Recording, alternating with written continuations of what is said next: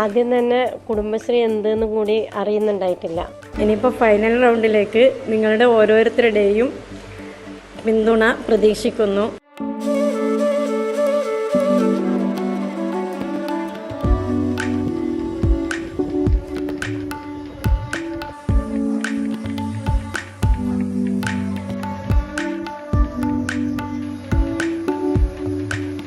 Covid കാലത്തിന് ശേഷമാണ് പശു വളർത്തൽ തുടങ്ങാനുള്ള ആശയം ആരിഫാബിയുടെ മനസ്സിൽ കയറിക്കൂടുന്നത്.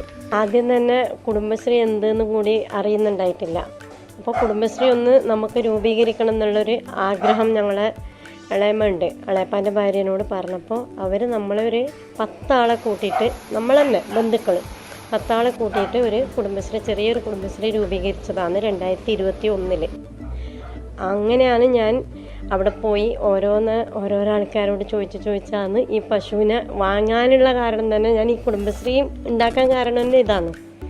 ഇന്നിപ്പോൾ പേരും പെരുമയുമുള്ള ഒരു ബ്രാൻഡിന്റെ ഉടമ കൂടിയാണ് ഈ യുവതി. ഇവരുടെ ഡയറിയിൽ നിന്നും ഉൽപ്പാദിപ്പിക്കുന്ന പാലിനും പാലുൽപ്പന്നങ്ങൾക്കും കാസർഗോഡും സമീപ ജില്ലകളിലും ആവശ്യക്കാർ ഏറെയാണ്. നമുക്ക് പഞ്ചായത്തിന് എന്തുകൊണ്ട് അഭിമാനമാണ്. കുടുംബശ്രീയിലൂടെ വന്നുകൊണ്ട് സ്വയം തൊഴിൽ എന്ന നിലയിൽ വളരെ ആക്റ്റീവായിട്ടാണ് ആരിഫ മുമ്പോട്ട് വന്നിട്ടുള്ളത്.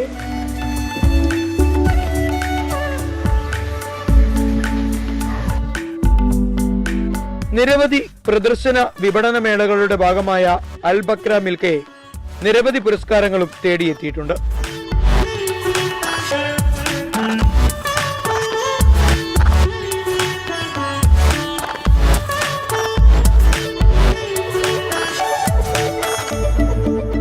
ഇനിയിപ്പോൾ ഫൈനൽ റൗണ്ടിലേക്ക് നിങ്ങളുടെ ഓരോരുത്തരുടെയും പിന്തുണ പ്രതീക്ഷിക്കുന്നു.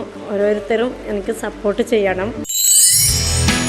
അൽ ബക്രയ്ക്കായി വോട്ട് ചെയ്യാൻ അഗ്രി സ്പേസ് അൽ ബക്ര എന്ന ഫോമാറ്റിൽ സ്ക്രീനിൽ കാണുന്ന നമ്പറിൽ വാട്സ്ആപ്പ് ചെയ്യും.